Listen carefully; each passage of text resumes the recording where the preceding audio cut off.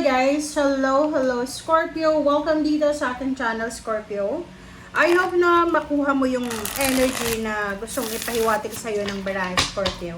Okay, so Scorpio, if medyo nakukulangan ka sa mensahe mo, pwede mong panoorin yung Cancer at Pisces kasi pwedeng resonated ka dyan. Or kung alam mo yung Sun, Moon, Rising sign mo, pwede kang manood sa zodiac sign kahit hindi Scorpio. Okay? Scorpio, Knight of Coins. Wow! Alam mo ba, yung Pisces, ang ganda ng baraha, panoorin nyo. Okay. There's a Knight and Page of Coins sa'yo. So, puro to pera.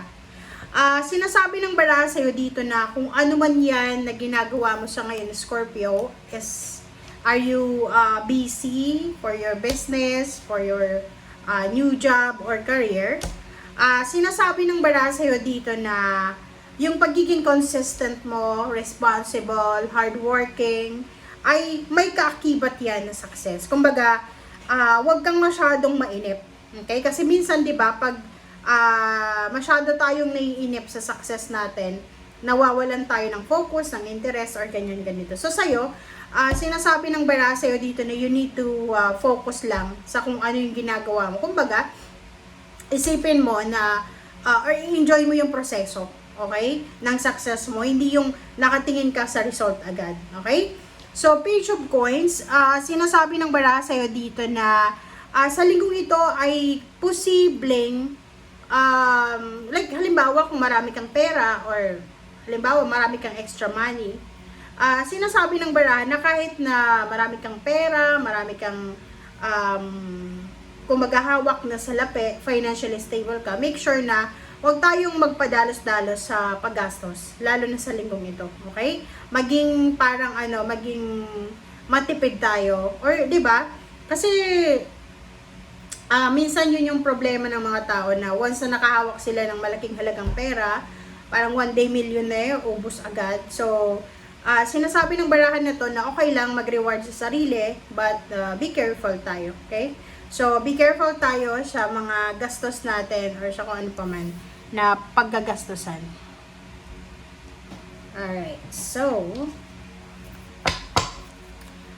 this is the second deck, Scorpio.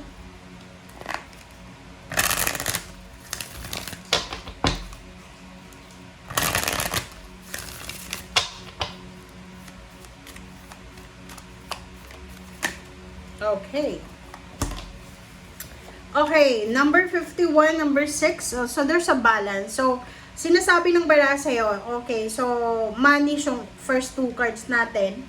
So, kung halimbawa na marami kang pera, konti lang yung pera mo, yung tama lang na gastos sa linggong ito. Okay? Kung marami kang pera, alam mo na mapera ka, still mag-manage mo pa rin siya. Timbangin mo pa rin yung mga decision making mo sa paggagastos, paglabas-pasok ng pera. And sinasabi ng baraha sa'yo na sa linggong ito, magkakaroon ka ng healing sa lahat. Sa lahat, is either money, relationship, spiritual. So, magkakaroon ng healing. So, you need to prepare yourself.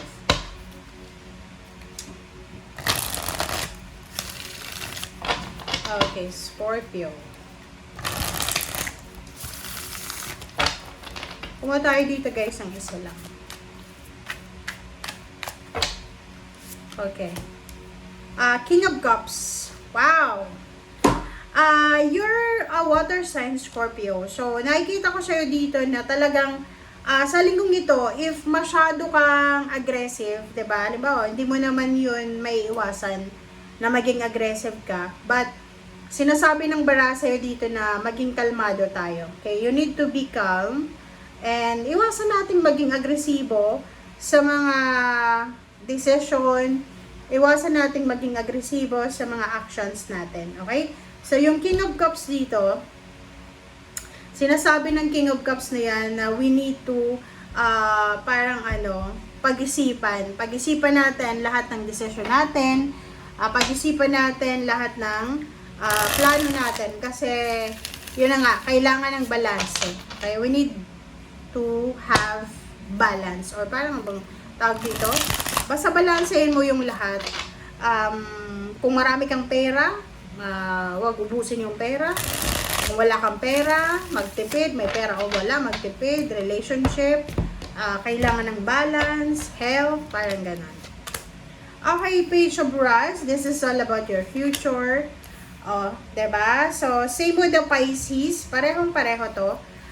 Sinasabi, dalawa yung ano mo ha, Knight of Pentacles. So, sinasabi ng bara sa'yo dito, Scorpio, na congratulations. Kasi, kung halimbawa nakaranas ka ng distraction or marami kang naranasan na financial problems sa past mo, the universe will give you new beginnings, another chance, second chance, third chance, fourth chance. So, sinasabi ng baraha sa'yo na ituloy mo lang, continue lang, ituloy mo lang kung ano yung ginagawa mo siya ngayon. If it's work, business, career, spiritual, love life, or ano ba yung ginagawa mo siya ngayon, ituloy mo lang kasi sinasabi ng baraha sa'yo na in the near future, may paparating, or yung pagiging matipid mo, pagiging responsable, hardworking na yan, ay mayroon yan nakapalit na success. Kumbaga,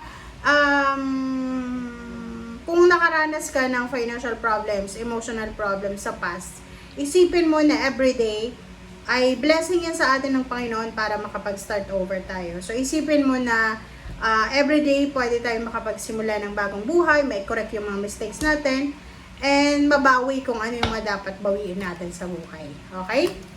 Alright. Okay, so Five of Rods and High Priestess. So, if ever lang, okay, if ever are you married or may mga relationship issues sa trabaho or kung ano pa man, sinasabi ng bara sa'yo dito, kasi meron dito na Scorpio na nasa 9 of Swords siya. So, like for example, may pera siya, or may trabaho siya, pero homesickness naman yung pinaglalaban niya, or meron siyang anxiety and depression, parang gano'n. So, ikaw, if, for example, na meron, kasi itong Five of Wands, maybe mental conflict siya yung parang naguguluhan ka, or hindi mo alam kung ano yung mga gagawin mo, or yung decision mo. Sinasabi ng bara sa'yo dito na makinig tayo sa ating intuition. Napaka-importante na mag-pray ka, hingin mo yung kapayapaan sa Panginoon. Makinig ka sa sinasabi ng iyong intuition, kasi yung intuition natin hindi kanya ipapahamak. And if it's naman na real na reality siya, halimbawa may mga tao dyan sa paligid mo na tinitrigger yung emotion mo, yung parang inaasar ka, or mga taong parang naiinggit sa'yo, and gumagawa sila ng mga kung ano-anong kwento laban sa'yo or laban sa isang tao para mainis ka, pakiramdaman mo. Kasi minsan, yung mga taong yan, halimbawa masaya yung relationship mo, masaya yung pamilya mo, tapos may isang tao na lalapit sa'yo, magkakwento, alam mo, yung asawa mo, yung magulang mo, ganyan, ganito, huwag ka agad-agad maniniwala. Okay? Huwag agad-agad maniniwala. So, nandito yung Death card, tsaka Ten of Pentacles. So, sinasabi ng baraha na simula ngayong linggo, hindi mo man siya maramdaman, kasi this is future Page of Wands. Hindi mo man maramdaman, pero itong linggong ito, Scorpio, ito na yung simula ng pagbabago sa financial success mo.